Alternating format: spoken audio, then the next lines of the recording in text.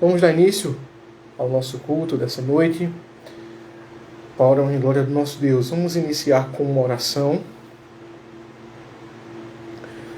Pai bendito e amado, muito obrigado, Senhor, por essa noite na Tua presença, mesmo diante de tantas dificuldades, a partir da tecnologia que às vezes não nos ajuda, mas pela Tua graça, Tu dispõe outros meios e a gente vai tentando reaver as possibilidades para louvar, mas não podemos deixar de louvar a Ti, não podemos deixar de exaltar o Teu santo nome.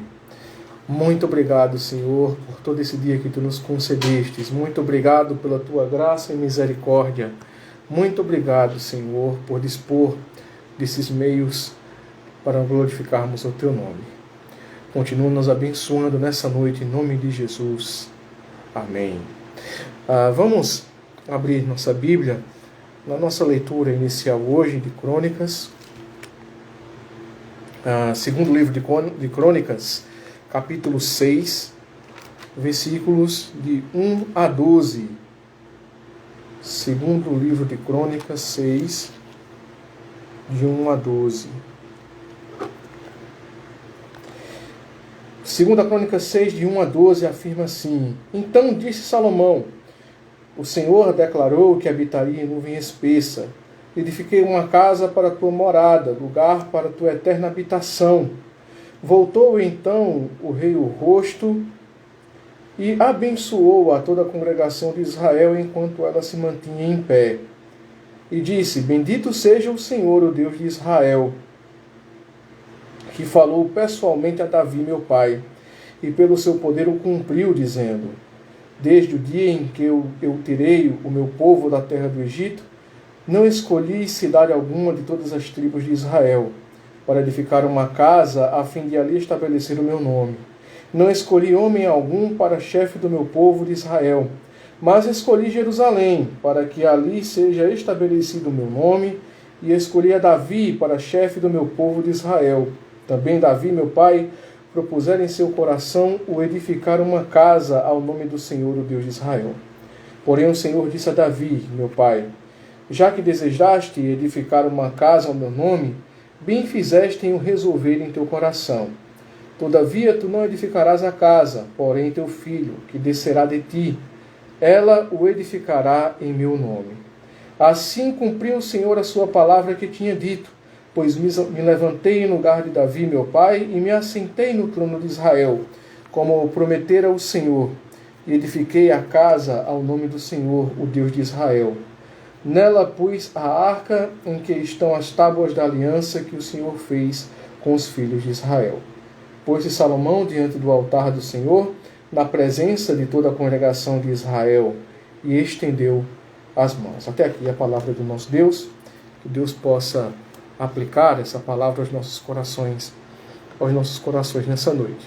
Vamos louvar ao nosso Deus com o hino de número 3 do nosso inário, Novo Cântico. Deixe-me apenas abrir aqui as canções para nós louvarmos ao Senhor. Hino de número 3 do nosso inário do Novo Cântico. Igreja em adoração.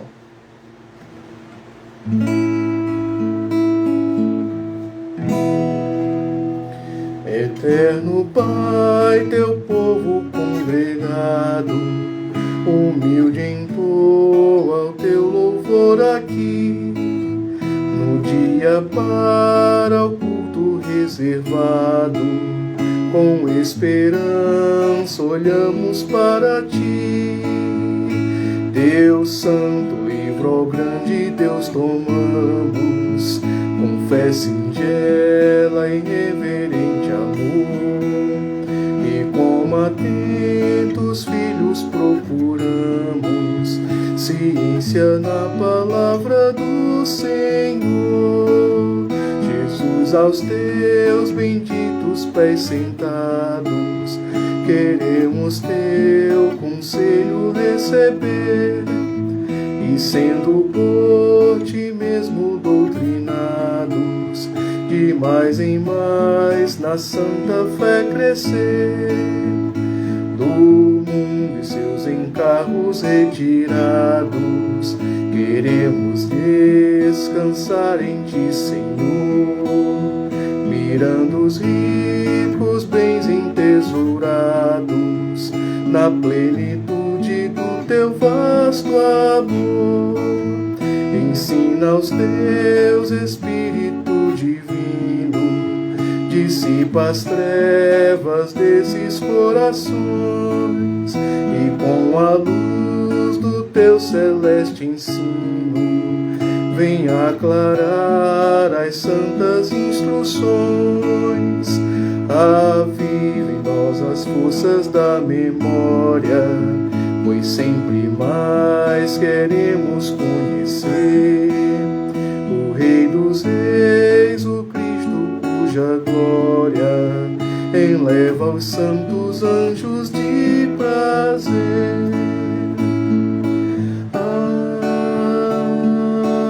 Amém. Glorificado seja o nome do nosso Deus, por podermos entoar louvores ao seu santo nome. Vamos ao nosso momento de contrição.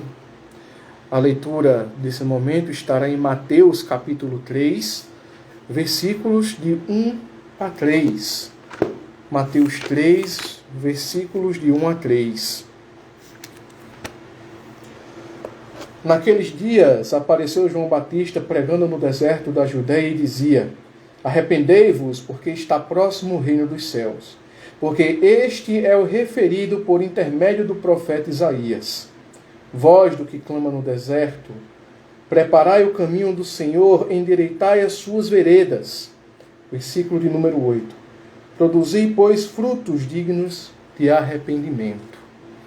Essa é uma ordem que, através de João Batista, nós estamos tendo. Produzir frutos dignos de arrependimento.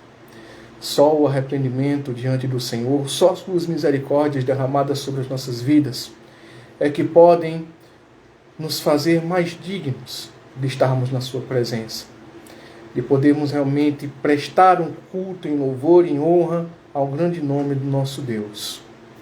Que nós possamos agora orar ao nosso Senhor, entregando a Ele tudo o que fizemos na semana, tudo aquilo em que temos sido falhos, em que temos sido pecaminosos, em que temos errado, seja por pensamentos, seja por palavras, sejam por omissões. Vamos orar. Curve a sua cabeça, ore ao Senhor. Confesse a Ele tudo o que você tem feito, que mesmo consciente ou não, você sabe que tem desagradado ao Senhor. Vamos orar.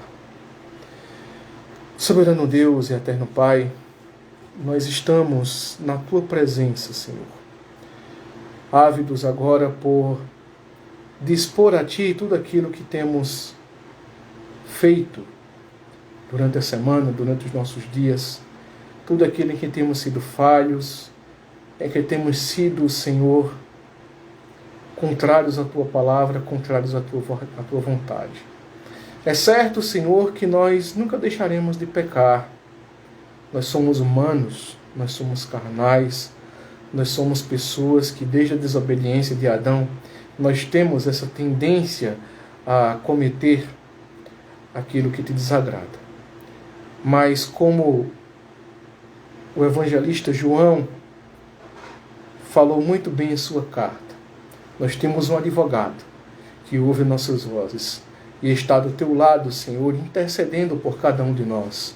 E a Ele nós devemos recorrer, e a Ele, por meio dEle, nós temos a certeza e a convicção do perdão dos nossos pecados, do perdão das nossas falhas. Portanto, Senhor, nós te rogamos mais uma vez, nos perdoa, Pai. Tem misericórdia das nossas vidas. Nos ajuda, Senhor, diariamente a errar menos, a pecar menos. A, Senhor, poder sermos mais santos durante os nossos dias.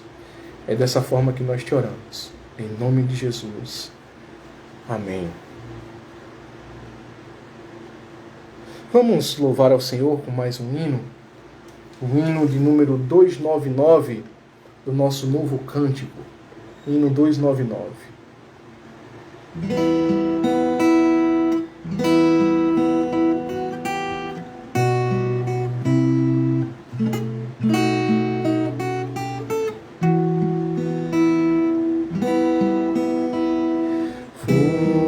Fortalece a tua igreja, ó bendito Salvador, dá-lhe tua plena graça, ó renova seu vigor, vivifica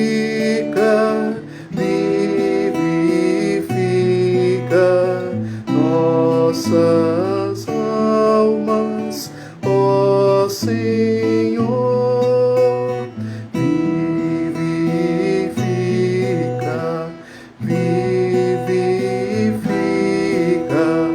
nossas almas, ó Senhor. Fortalece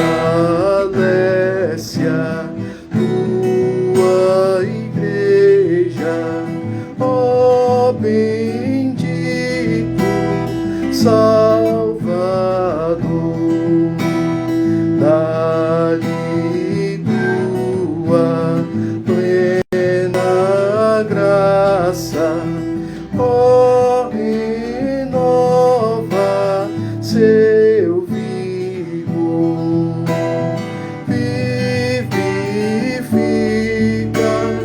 vivifica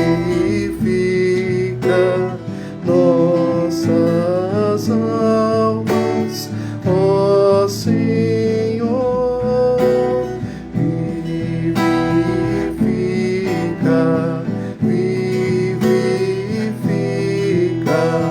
nossas almas, ó Senhor. Amém. Glorificado seja o nome do nosso Deus, que tem nos perdoado, que tem nos dado essa graça do perdão diariamente. Seu perdão, suas misericórdias se renovam a cada dia, e por isso somos alegres, porque temos a certeza do perdão do Senhor sobre as nossas vidas. Vamos fazer mais uma leitura. Vamos ler agora o Salmo de número 138.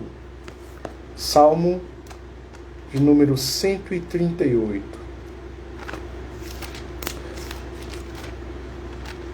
Salmo 138, ele afirma o seguinte: Render-te-ei graças, Senhor, de todo o meu coração, na presença dos poderosos te cantarei louvores. Prostrar-me-ei para o teu santo templo e louvarei o teu nome, por causa da tua misericórdia e da tua verdade, pois magnificaste acima de tudo teu nome e a tua palavra.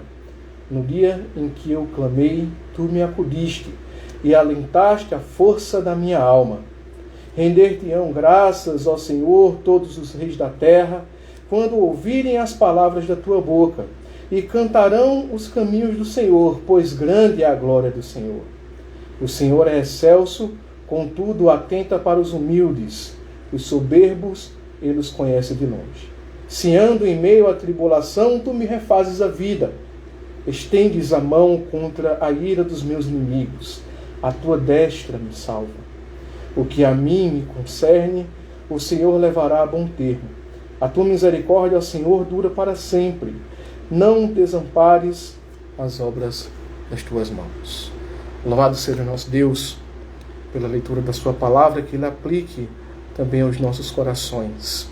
Vamos louvar o nosso Deus com cânticos espirituais. Devido ao tempo curto que nós temos em nosso Instagram, vamos louvar apenas com um hino.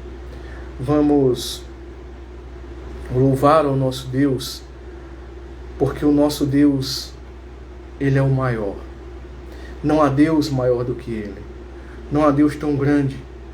Ele é o Criador dos céus e da terra. Ele é quem criou a cada um de nós. Ele que rege todas as coisas com a palma das suas mãos, tem a terra por estrado dos seus pés. Vamos louvar ao nosso Deus, dizendo a Ele que não há Deus maior.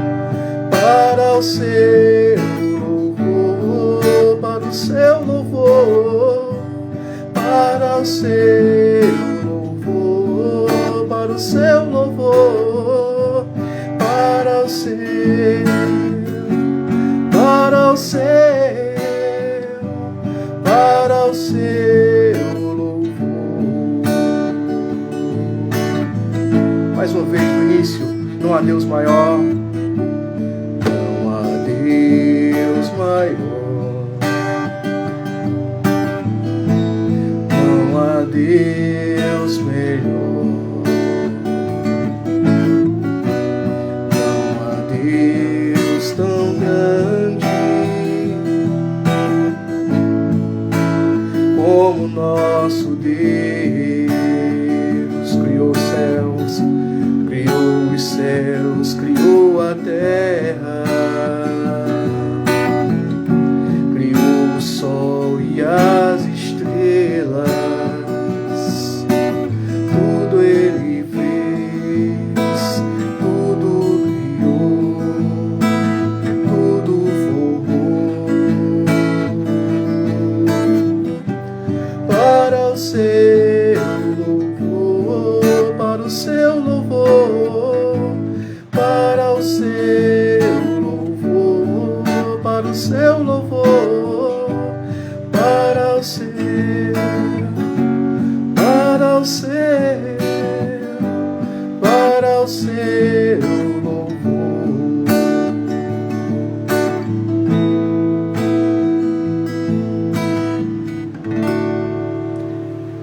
Glorificado seja o nome do nosso Deus, que não há maior, que não há mais tremendo do que Ele. Ele que criou os céus e a terra, criou a cada um de nós. Vamos meditar na palavra do Senhor nessa noite. Vamos dar continuidade às nossas exposições no livro de Gênesis. E hoje nós vamos para Gênesis capítulo 6. Nós vamos tentar vir aqui, de uma forma geral, um pouco sobre a ação de Deus na vida de Noé, por meio do dilúvio. Gênesis, capítulo 6. Para a leitura inicial, nós vamos ler poucos versículos.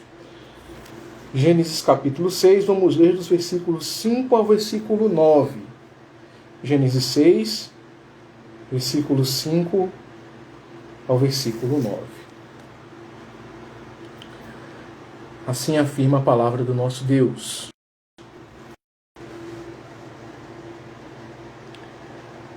Os irmãos estão... Dê um sinal só se os irmãos continuam ouvindo, ok? Pausou aqui a nossa transmissão.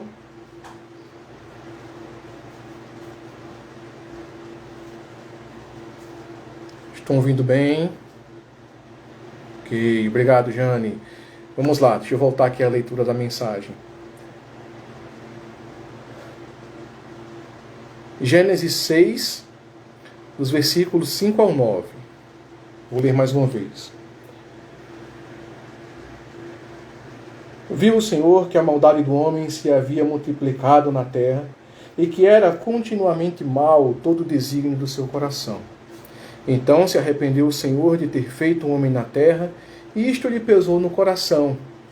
Disse o Senhor: farei desaparecer da face da terra o homem que criei, o homem e o animal, os répteis e as aves dos céus, porque me arrependo de os haver feito. Porém Noé achou graça diante do Senhor. Eis a história de Noé. Noé era homem justo e íntegro entre os seus contemporâneos. Noé andava com Deus. Vamos orar mais uma vez, pedindo a orientação do nosso Deus para a iluminação da sua palavra. Senhor Deus, muito obrigado por podermos meditar na tua palavra essa noite. Mesmo diante de tantas dificuldades, aprove a ti, Senhor, que estivéssemos reunidos, mesmo que de forma online, para louvar e agradecer o teu santo nome e, sobretudo, ouvir a tua voz. Te rogamos, Senhor, que tu fales conosco por meio da tua palavra. Orienta-nos, nos guia e nos mostra, Pai, as lições que tu tens a nos ensinar por meio dela. É dessa forma que nós te oramos, em nome de Jesus. Amém. Irmãos, constantemente nós acompanhamos nas nossas redes sociais, principalmente nos grupos de WhatsApp ultimamente, motivos de oração, principalmente por pessoas doentes. Atualmente eu conheci um aplicativo, agora eu não lembro o nome, mas um aplicativo da SBB, Sociedade Bíblica do Brasil, que ele é específico para orações. Pessoas dos diversos lugares, eles colocam ali os seus motivos de oração. E entre os motivos de oração, como família, finanças, né, acredito que a oração pela saúde talvez seja aquela que mais se repete. Talvez seja aquela petição que mais aparece nesses meios. A oração pela saúde.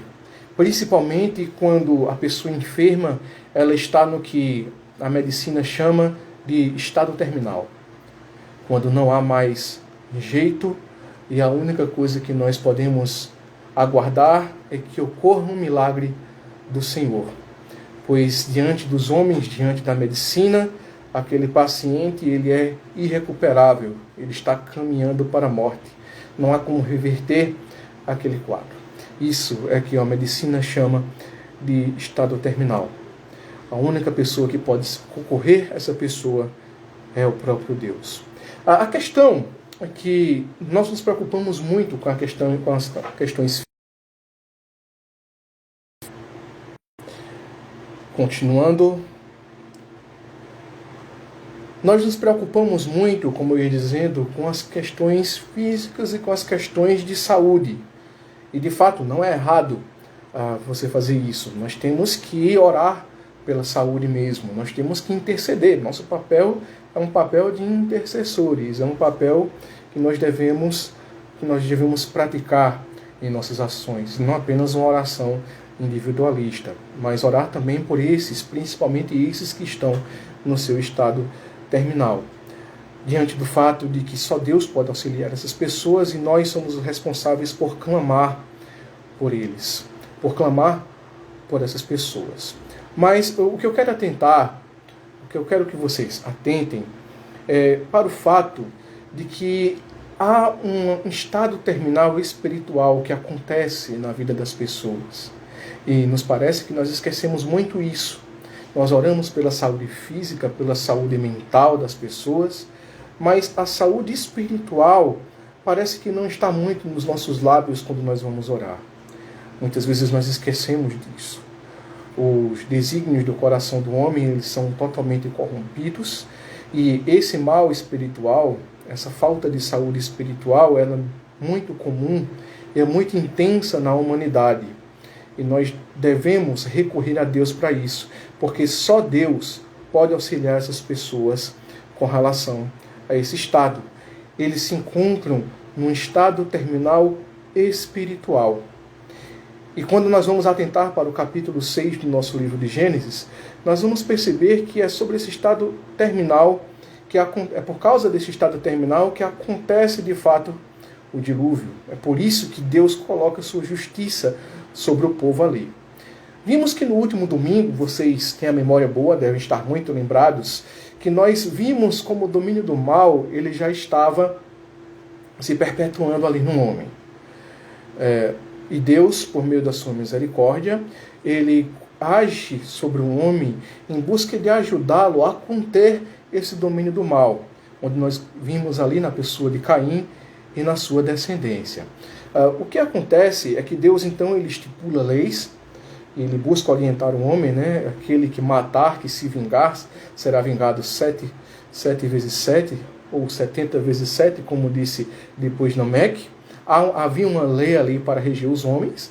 Deus também busca auxiliar os homens ao erguer gerações que invoquem o seu nome, que clamem por seu nome. E Deus também ele levanta homens durante a história que mostram que é possível, mesmo no mundo corrupto, andar na presença do Senhor. E daí nós vimos um homem como Enoque, que andou de tal forma com o Senhor que Deus o tomou para si. E vimos ainda também surgindo a pessoa de Noé, o qual foi tido como aquele que tiraria o povo do seu sofrimento do seu trabalho. E é a história de Noé que nós vamos contemplar a partir desse momento. É a história de Noé, a história do dilúvio, que nos vai fazer pensar sobre o diagnóstico que Deus traz acerca do homem. Porque veja, a partir do capítulo 6, nós vamos perceber que o pecado do homem, ele se intensifica ainda mais. O homem se afunda, se aprofunda ainda mais no seu pecado. De tal forma que Deus ele vai traçar um diagnóstico. E ele vai declarar que o homem ele está totalmente corrompido, que é mau todo o desígnio do seu coração.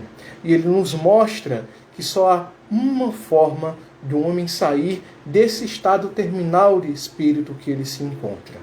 E a única forma dele sair é se Deus ele alterar esse estado. É se Deus ele mudar esse quadro. De tal forma que nós vamos meditar sobre o tema saindo de um estado terminal. Saindo de um estado terminal. E como é que Deus age para tirar a sua humanidade deste estado terminal? Nós vamos ver isso hoje. Deus age de 3 maneiras para tirar a humanidade de seu estado terminal. Primeiro, Deus ele vai diagnosticar a nossa situação, a situação da humanidade. Nós vamos ver isso dos versículos 1 ao versículo 13. Veja que Deus começa fazendo uma análise dos sintomas que estão acontecendo aqui.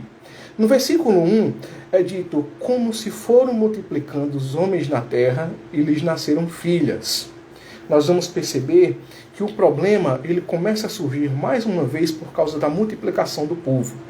E se você perceber, isso parece ser algo muito comum. À medida que o povo se multiplica, o pecado começa a surgir. E isso não é culpa de Deus. É bom deixar claro bem isso.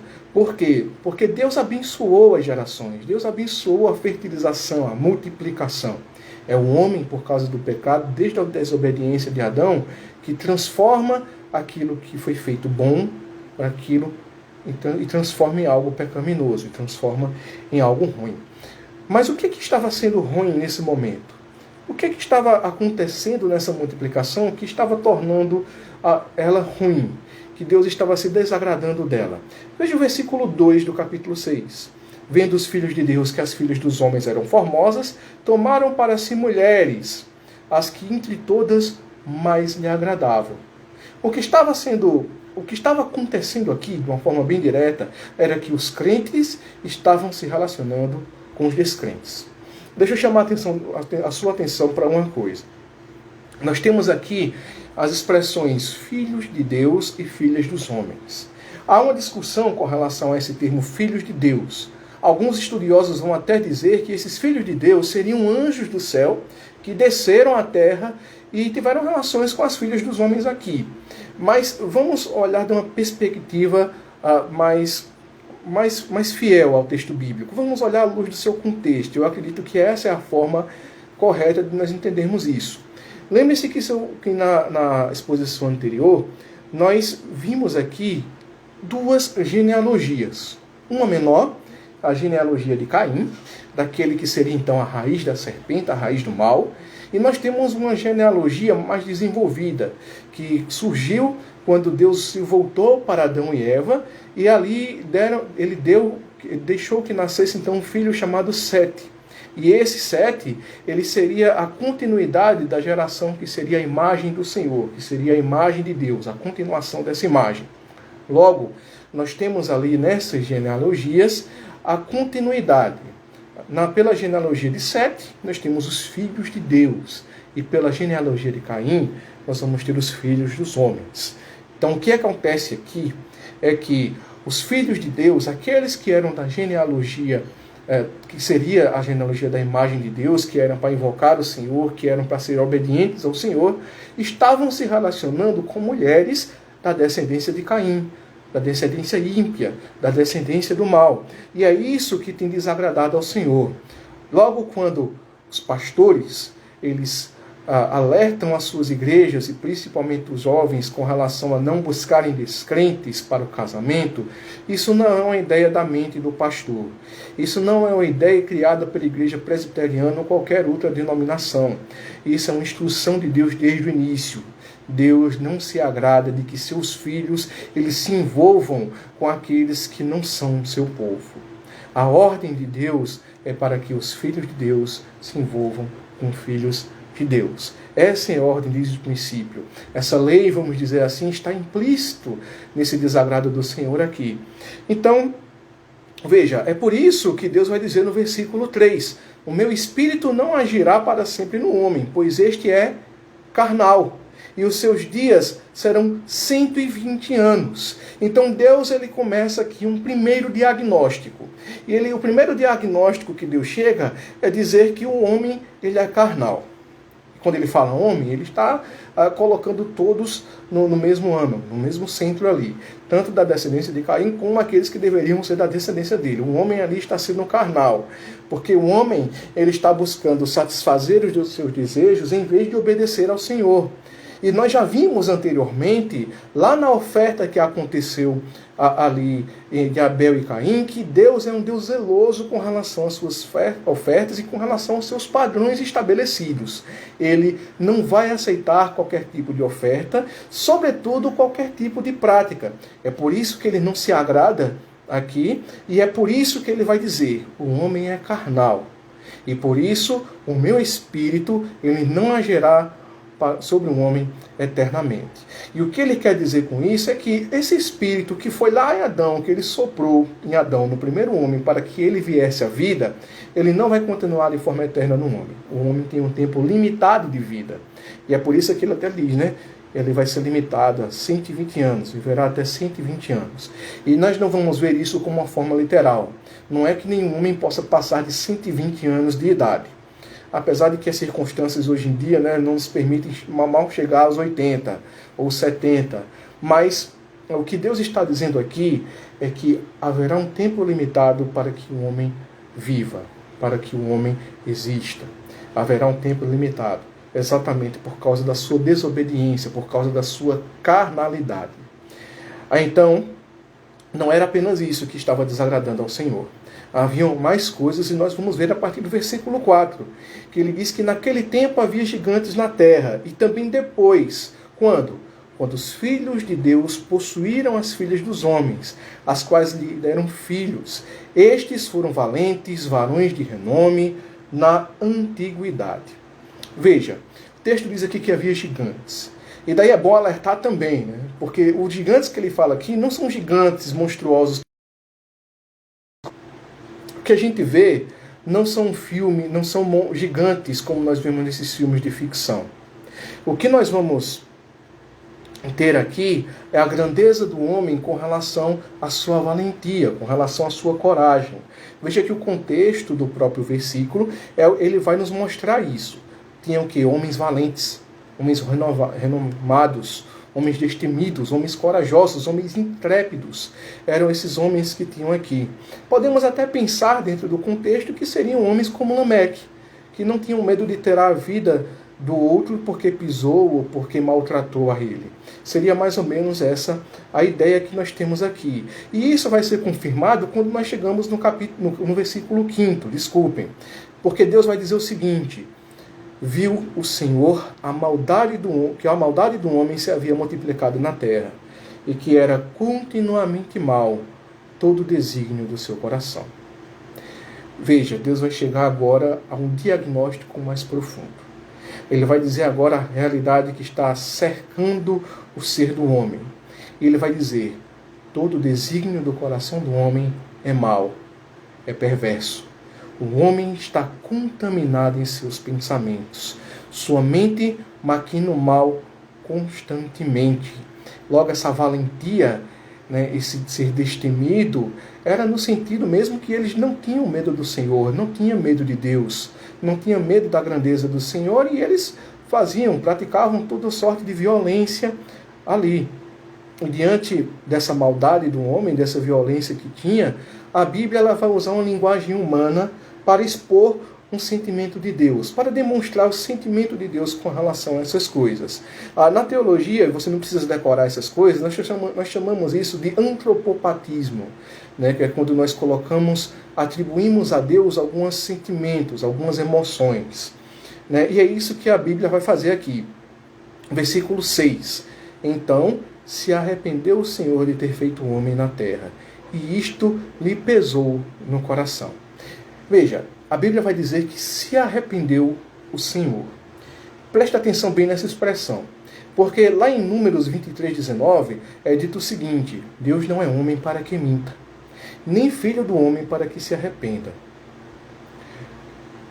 Veja, nós vamos ter aqui então uma divergência, porque quando a Bíblia diz que Deus se arrependeu, a Bíblia vai dizer mais à frente que Deus ele não se arrepende.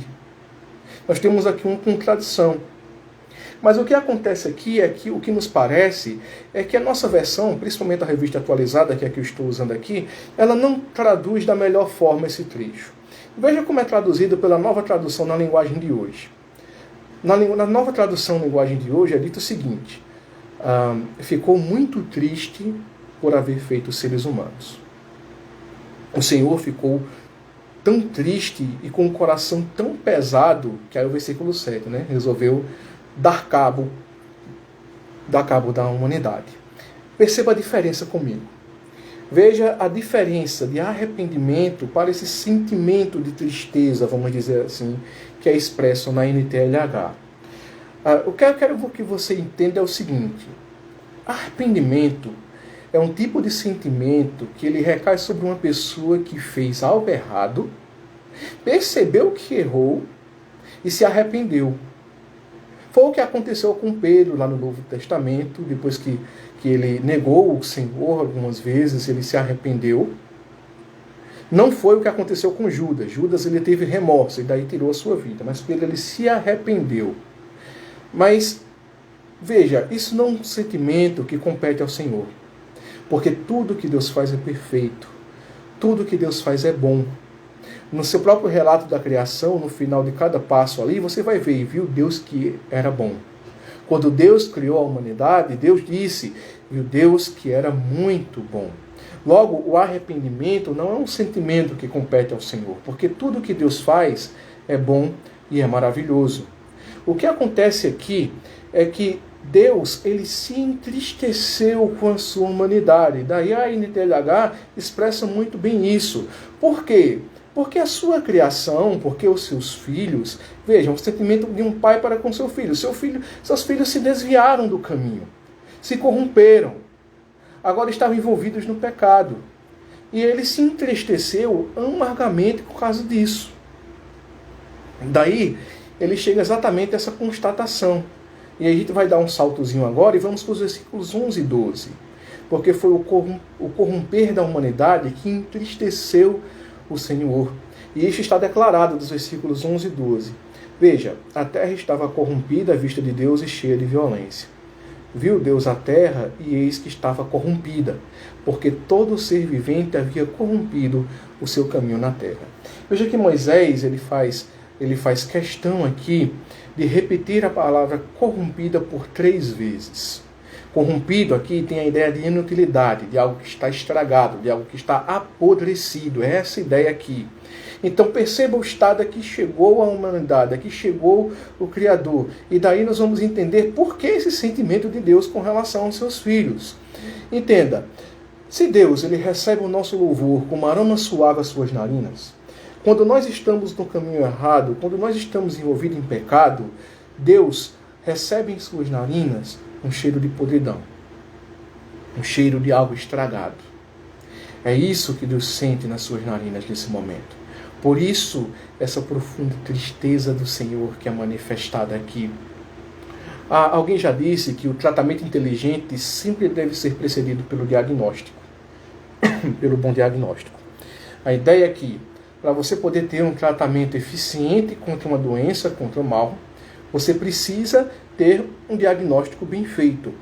Então, o primeiro passo para se curar a doença é saber a origem, né, a sua raiz, de onde ela veio, onde ela está instalada, para poder sanar aquela doença contemplamente. Logo quando Deus ele revela o seu diagnóstico sobre a humanidade, ele não está fazendo isso para se amostrar. Esse não é um sentimento do Senhor. Ele está fazendo isso exatamente para nos conscientizar do nosso mal, nos conscientizar do nosso pecado. E diante disso, nós ficarmos de fato preocupados e corrermos ali atrás de uma solução. Nós vamos olhar para a história da humanidade e vamos perceber que a humanidade está como que acomodada no seu pecado. E nós vamos ver isso constantemente na humanidade, inclusive sobre o povo de Deus. O próprio povo de Deus, ele subestima o poder do pecado, se acomoda com relação a ele. Então Deus ele vem para alertar o seu povo e para dizer, olha, o seu conteúdo, a sua essência, o seu ser está corrompido. Você precisa ter consciência disso. Vocês buscam satisfazer mais a carne do que satisfazer o espírito. Vocês buscam satisfazer mais a si mesmos do que satisfazer a mim, que sou o seu Deus. É assim que Deus está tratando eles. É por isso que ele anuncia esse diagnóstico. Mas não apenas isso. Deus ele vai anunciar um diagnóstico, mas Deus também ele vai mostrar qual o tratamento que é preciso ser feito sobre eles. Nós vamos ver isso nos versículos 7, 13 e 17. Acompanhe comigo, por favor. Versículo de número 7. O Senhor diz, farei desaparecer da face da terra o homem que criei, o homem e o animal, os répteis e as aves dos céus, porque me arrependo de os haver feito. E o que Deus está fazendo aqui é a coisa mais lógica e mais óbvia que se deve fazer. A solução para se eliminar uma sujeira é a limpeza. A solução que tem ali para tirar uma doença é extrair ela da humanidade, é extrair ela da sua criação. É como um câncer que se instala em algum local de forma localizada e quando o doutor percebe aquilo ali, o que é que ele vai fazer? Ele vai dizer, olha, a gente tem que tirar, a gente tem que fazer uma cirurgia aqui, a gente tem que tirar o mal que está ali. E é isso que Deus está querendo fazer aqui. O termo desaparecer que aparece aqui traz exatamente essa ideia, porque desaparecer é a ideia de apagar, de destruir, de exterminar. Logo, o que Deus está querendo fazer aqui, e Ele vai fazer, é uma limpeza profunda, é uma limpeza intensa. Veja que Ele vai eliminar não apenas o homem, mas Ele diz que vai eliminar o animal, os répteis e as aves. Ele vai tirar o mal não apenas da sua origem, que foi o próprio homem, mas também tudo aquilo que foi contaminado pelo mal. É isso que Ele vai fazer aqui. Nada vai escapar da sua limpeza. É por isso que ele diz no versículo 13, que resolveu dar cabo de toda a carne, porque a terra está cheia de violência. Está cheia de violência dos homens. E ele disse que vai fazer perecer os homens juntamente com a terra. E é intenso o que ele fala aqui, é profundo e é pesaroso no nosso coração. Porque ele usa aqui os termos perecer Desculpem, o celular não está ajudando muito não. O Google Assistente está querendo pregar no meu lugar, meus irmãos. Espero que estejam ouvindo bem, vocês deem um ok aí embaixo. Então veja, Deus ele está usando os termos perecer, está usando o termo carne. Quando ele usa o termo perecer, ele usa aqui a mesma palavra que ele usou para corrompido anteriormente. Logo, o que Deus diz que vai fazer aqui é que vai corromper a terra mesmo, que vai exterminar ela, que vai deixar ela apodrecer. É essa ideia que ele está querendo trazer aqui. O que Deus está dizendo aqui é mais ou menos o seguinte: olha, vocês estão se corrompendo, estão se estragando, estão se deteriorando por meio de suas atitudes. Então sabe o que é que eu vou fazer com vocês? Eu vou apodrecer vocês por completo. Eu vou acelerar esse processo de podridão que vocês têm por meio da minha mão. Porque vocês estão sendo pecaminosos. Vocês estão sendo pecaminosos. Vocês não estão querendo me obedecer. Então eu vou apodrecer vocês por meio da minha mão. É isso que ele vai fazer.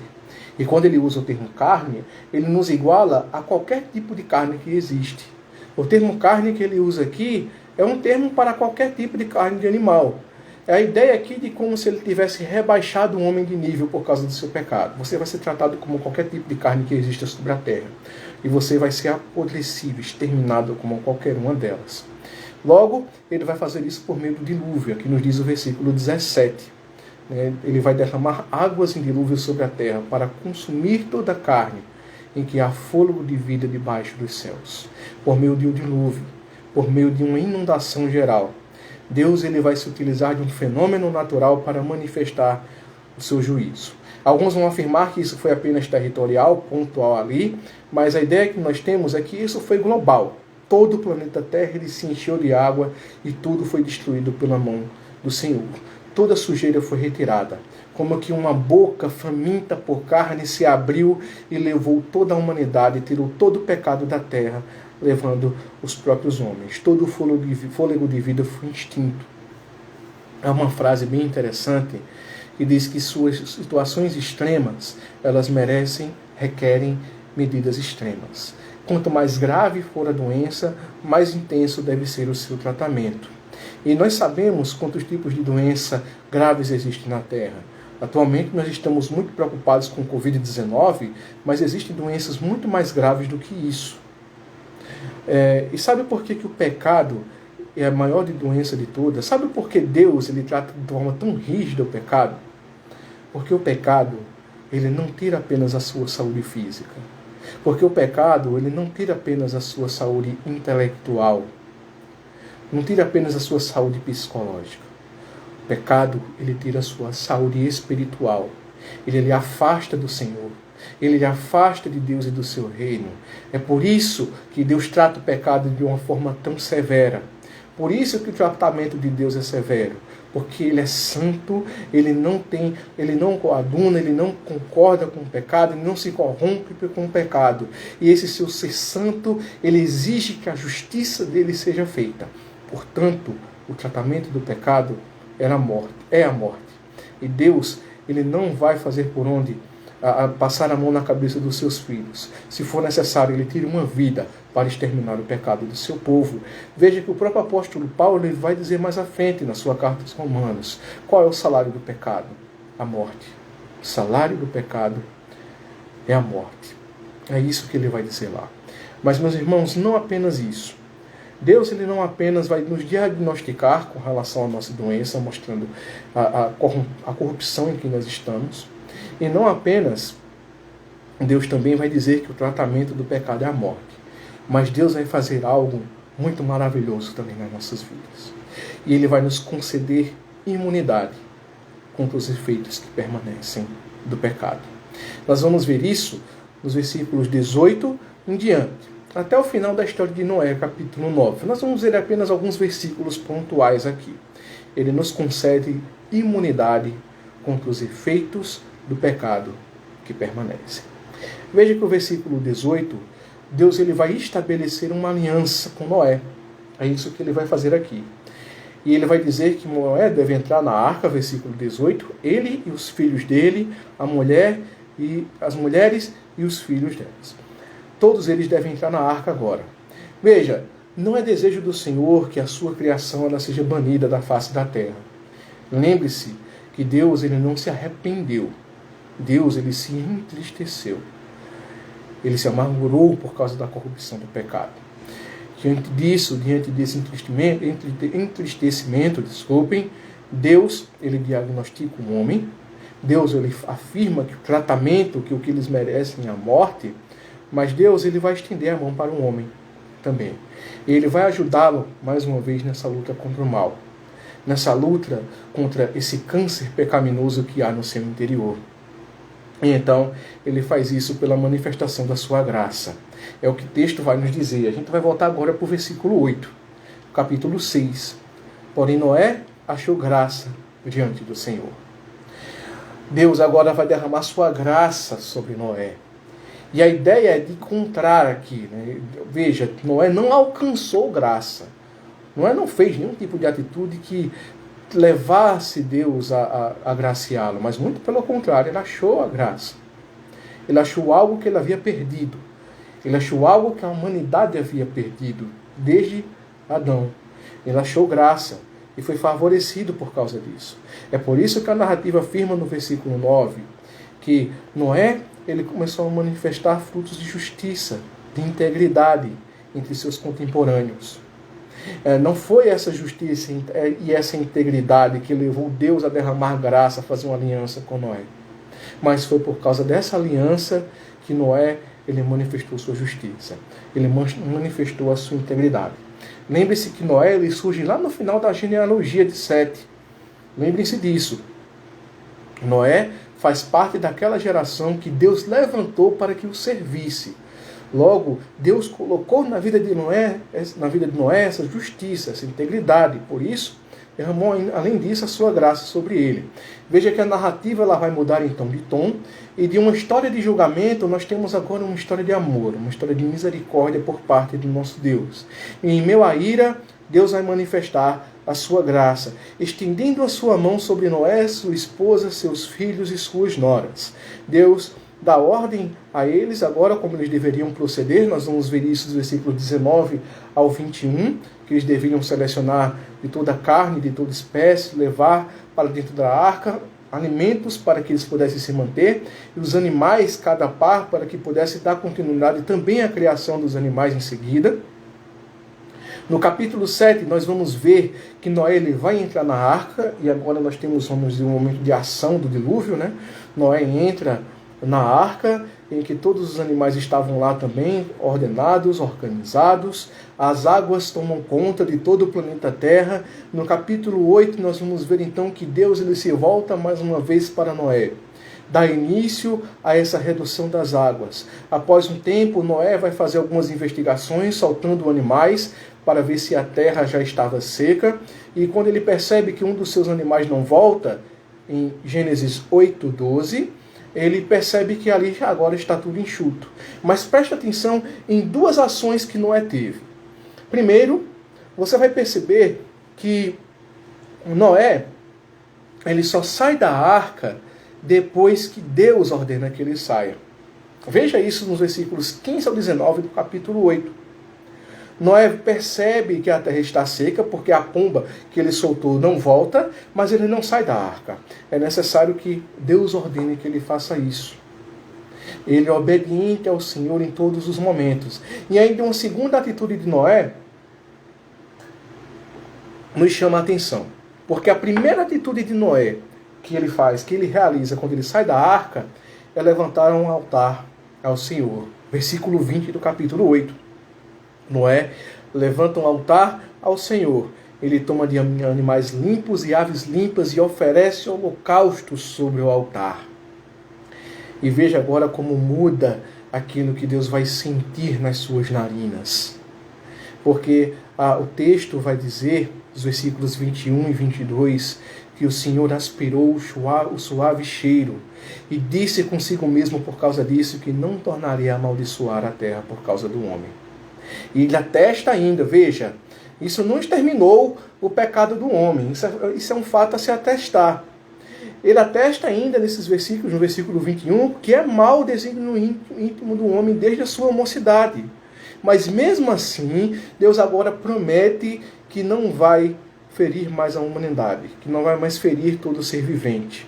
Enquanto durar a terra, haverá sementeira, haverá ceifa, frio, calor, inverno, todas essas coisas. E daí Deus abençoa Noé e sua família, da mesma forma como ele fez a Adão, né, abençoando mais uma vez a multiplicação, a geração de vidas, dos versículos 1 a 3 do capítulo 9 de Gênesis. Vai dar mais algumas orientações a Noé, dos versículos 4 a 7 do capítulo 9, e confirma mais uma vez a sua aliança com Noé, dos versículos 8 a 17. E eu quero chamar a sua atenção exatamente para a disposição dessa sua aliança. Porque, veja, primeira manifestação da aliança de Deus aqui é que partiu de uma disposição de Deus. Mais uma vez eu digo, não foi Noé que alcançou o benefício da aliança com Deus. Foi Deus que se dispôs a fazer uma aliança com o homem. Porque é mau o desígnio do homem desde a sua mocidade, ele vai repetir aqui. E Deus, conhecedor do homem, que é a sua criação, ele sabe que a humanidade não vai, de forma nenhuma, se afastar desse caminho mau enquanto houver vida. E ele sabe que é necessário uma aliança com ele para que aqueles que ele escolher sejam salvos. Essa aliança, ela ainda tem um sinal, ela é perpétua, ela é eterna. Veja, isso está no versículo de número 12. O sinal da aliança é que é uma aliança perpétua. Vai continuar por toda a eternidade. Enquanto houver a humanidade, haverá essa aliança com o Senhor. E ele manifesta essa aliança por meio de vários sinais. Nós vamos ver isso nos próprios versículos 12 ao 13 do capítulo 9. Sinais são manifestados para a aliança do Senhor.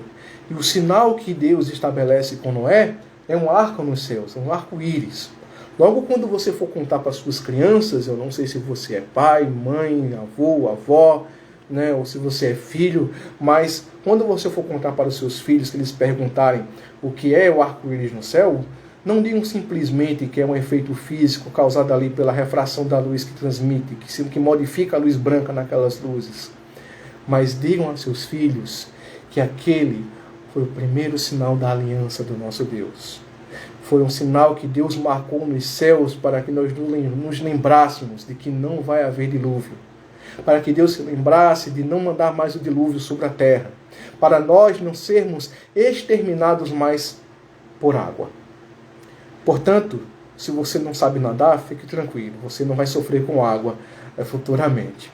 Mas veja, a partir então, os filhos de Noé, eles se tornaram responsáveis agora por povoar a terra. Você vai ver isso dos versículos 18 a 19. E vocês, só um detalhe aqui, vocês entendam que eu não estou lendo também todos os versículos por questões do tempo do próprio Instagram. Mas vocês podem conferir nas suas Bíblias, né? Vão acompanhando aí. Então, eles se tornam os responsáveis, versículos 18 e 19.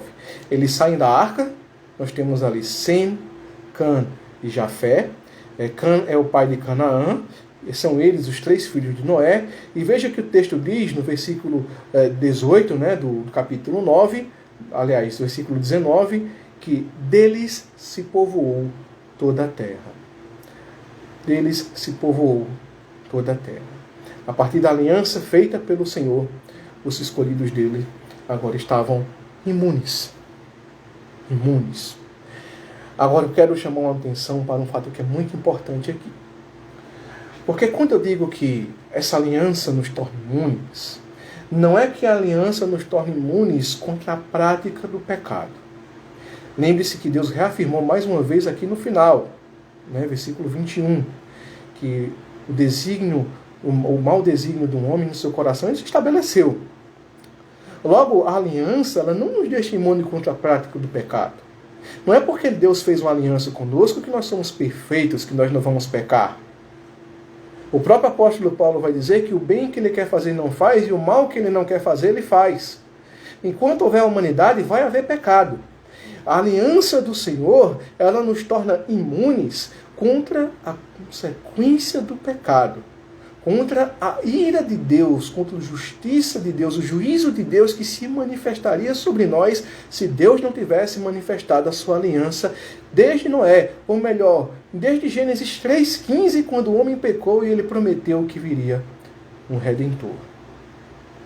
Eu lembro que todos estamos ansiosos pela vacina da Covid-19, né? Mas vocês têm que lembrar de uma coisa com relação a essa vacina, que é muito dentro desse nosso contexto.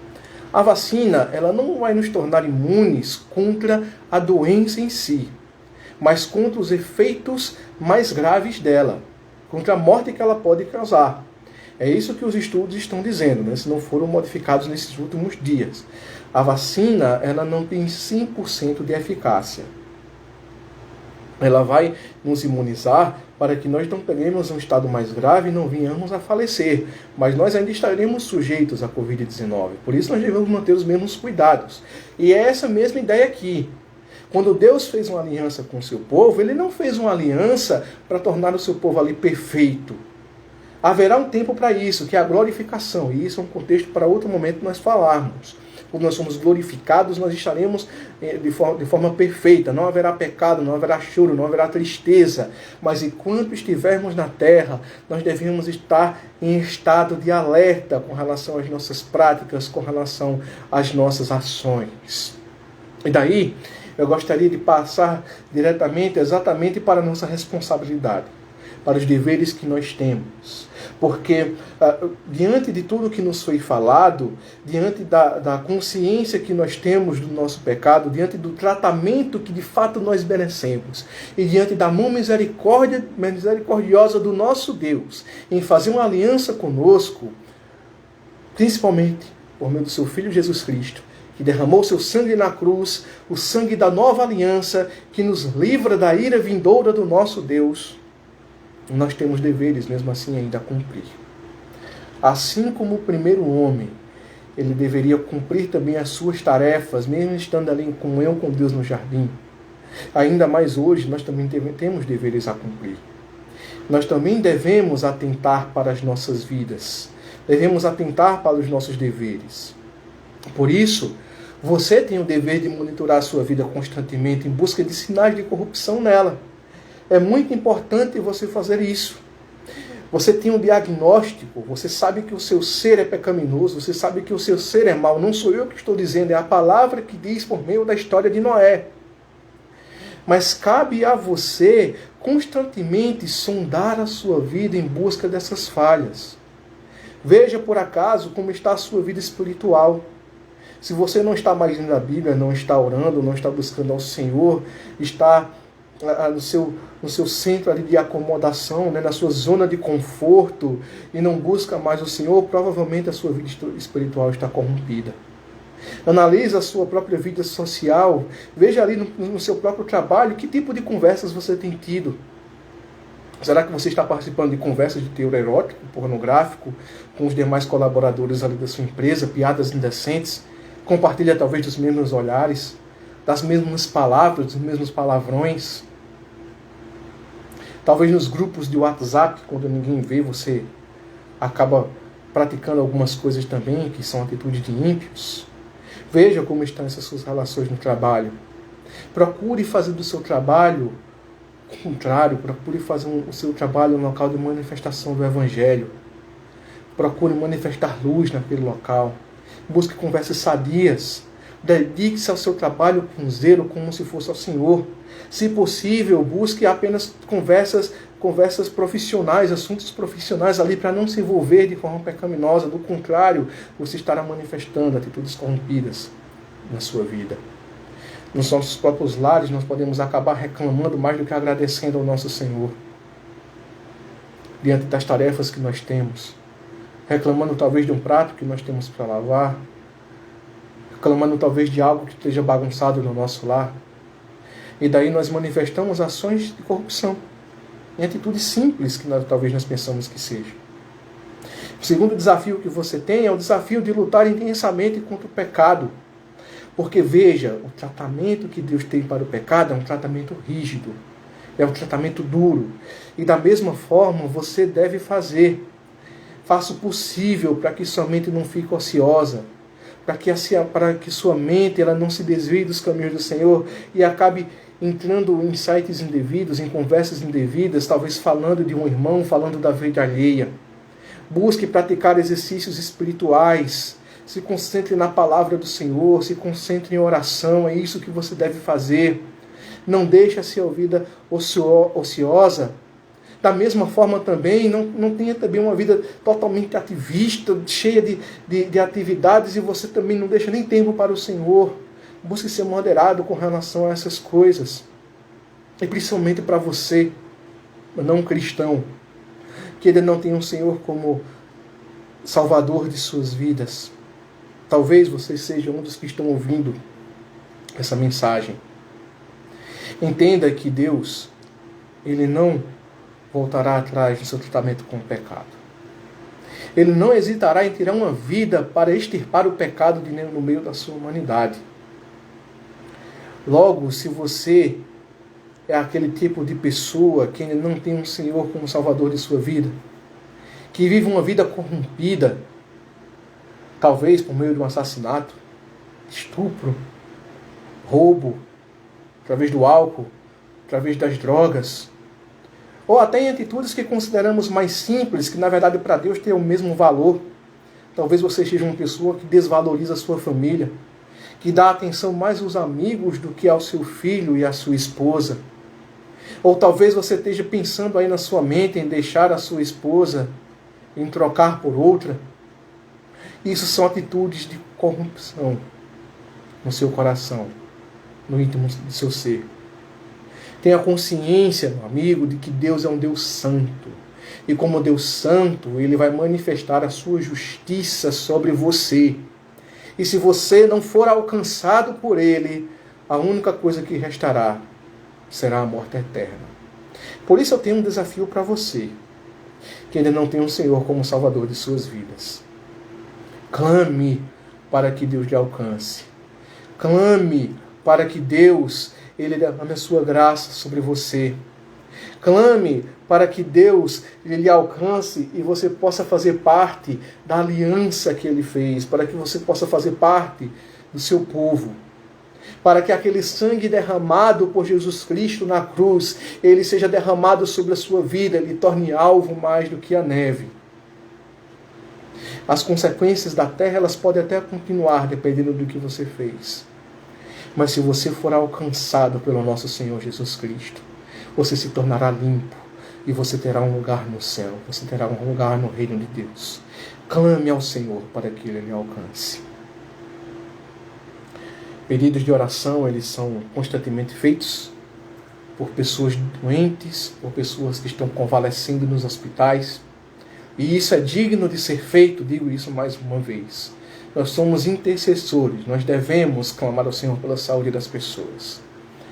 Mas há um mal muito maior e que nós devemos dedicar à nossa oração. Porque se você orar pela saúde espiritual de uma pessoa, se você orar para que aquele estado terminal dela seja extinto, aquele estado terminal de espírito seja extinto, ela terá um benefício muito maior. Talvez ela poderá ainda ser levada, porque a sua saúde física acabou, porque a sua saúde mental e intelectual acabou. Mas se ela for alcançada por Cristo, a sua saúde espiritual será restabelecida e ela estará no seio do Pai. Da mesma forma, nós temos que orar pela nossa sociedade, pelo nosso governo, por tudo o que tem acontecido. Nós vemos constantemente como a corrupção tem sido inserida no nosso meio, está inserida no nosso meio. Portanto, este deve ser o nosso objetivo. Clamar a Deus que nos socorra diante do estado terminal espiritual em que a nossa humanidade se encontra. Amém? Esse deve ser o nosso objetivo e esse deve ser o nosso propósito. Que o Senhor nos abençoe por meio da sua palavra manifesta. Eu não sei quanto tempo ainda falta aqui, para o Instagram fechar, mas eu vou passar aqui diretamente apenas para alguns avisos que me foram passados pelo diácono Carlos de forma bem breve, né? Primeiro nós temos que parabenizar aqui as mulheres, né? Amanhã é comemorado o Dia Internacional das Mulheres. Parabéns a todas vocês pelo seu dia e lembre apenas de uma coisa: o valor de vocês não está por causa desse dia. O valor de vocês, ele acontece por causa do que você é. Você é uma feitura de Deus. Você partiu da mente do Senhor. Foi Deus que lhe fez, e por isso você tem valor. Então, se valorize não apenas no Dia Internacional da Mulher, mas tenha o seu valor diariamente. E você, homem que está assistindo ou que vai assistir essa transmissão, valorize a sua esposa, se você for casada, sua noiva, né, sua mãe, né, sua irmã. Valorize, não apenas no Dia da Mulher. Não lembre dela apenas nesse dia. Lembre-se delas todos os dias de sua vida. Com carinho, com amor, né, com zelo por elas, que são bênção na nossa vida. Não é bom que um homem esteja só. Foi por isso que Deus colocou a mulher, né? Então, parabéns a todas vocês, mulheres, pelo seu dia de amanhã.